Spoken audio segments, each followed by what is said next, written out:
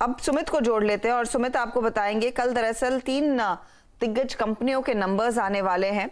हमारे साथ सुमित इसी पर जुड़ गए हैं। बीपीसीएल मुझे याद है उसमें से एक है, और सुमित बाकी 2 कोल इंडिया, अपोलो हॉस्पिटल, ये 3 नंबर, और बाकी कुछ F&O की कंपनीज के भी नंबर आने वाले। लेकिन बाजार में इस समय फिलहाल एक ही तरह का रिएक्शन आ रहा है, किसी भी तरह के कैसे भी नंबर आ जाए बाजार उसमें बुरा ही रिएक्शन दे रहा है। खैर, लेकिन 3 दिग्गज कंपनियों के नंबर्स आने वाले हैं, जिसमें 2 कमोडिटी प्ले हैं और एक अपोलो हॉस्पिटल है। अपोलो हॉस्पिटल ऑलरेडी काफ़ी गिरावट दिखा भी चुका है, हायर लेवल से ऑलमोस्ट 40% के आसपास का करेक्शन इसमें हम देख चुके हैं, और उसके अलावा कोल इंडिया और बीपीसीएल में प्रेशर देखने को मिला है। तो शुरुआत करता हूँ पहले बीपीसीएल के नंबर्स के साथ, क्योंकि बीपीसीएल के नंबर्स में ये जो क्वार्टर रहा है इसमें क्रूड के प्राइसेस तो चले ही हैं, दूसरी तरफ इन्वेंट्री गेन की बातचीत वहां होगी, और दूसरी तरफ जो इन्होंने प्राइस हाइक किए हैं उससे भी इनको कुछ हद तक सपोर्ट मिला होगा।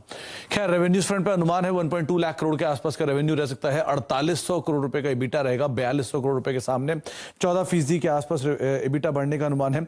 ऑपरेटिंग प्रॉफिट मार्जिन करीब 4%, 4.2% के सामने, और मुनाफा 2849 करोड़ रुपए इस तिमाही में आ सकता है। ये सीक्वेंशियल बेसिस पे कंपनी के नतीजों का एक अनुमान लगाया जा रहा है।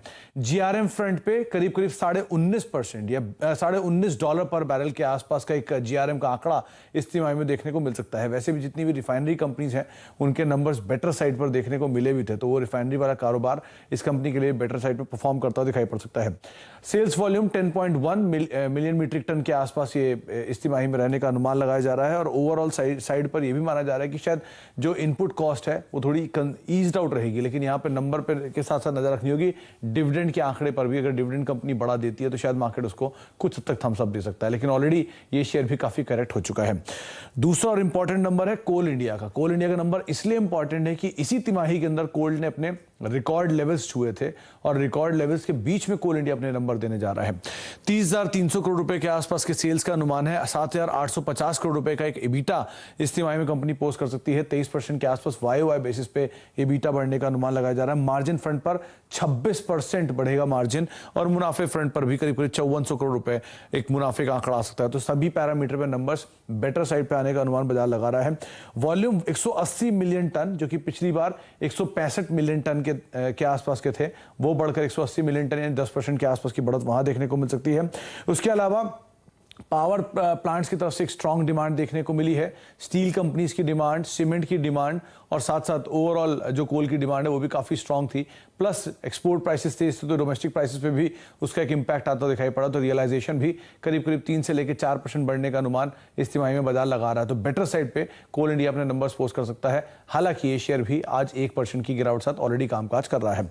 और लास्टली है अपोलो हॉस्पिटल। यहां पर भी क्योंकि अब कोविड पास हुआ है, और कोविड के बाद जो लो वॉल्यूम कारोबार था वो हट के अब नॉर्मल कारोबार की तरफ जा रहे हैं। और एक और इंपॉर्टेंट पार्ट कि इंटरनेशनल एयरलाइन शुरू होने से जो विदेशी जो मेडिसिन के लिए जो टूरिस्ट आते थे उनकी भी आवागमन बढ़ गई, तो वो भी कंपनी के लिए बड़ा ट्रिगर बनता है। 3500 करोड़ रुपए के आसपास का एक रेवेन्यू रहने का अनुमान है, 515 करोड़ रुपए के आसपास EBITDA रहेगा, 25% की बढ़त EBITDA में रहने का अनुमान इस तिमाही में लगाया जा रहा है। मार्जिन फ्रंट पे करीब 14.5% के आसपास के मार्जिन, और मुनाफा 196 करोड़ रुपए, रफली 15% YoY बेसिस पे मार्जिन मुनाफा जो है बढ़ने का अनुमान इस तिमाही में लगाया जा रहा है।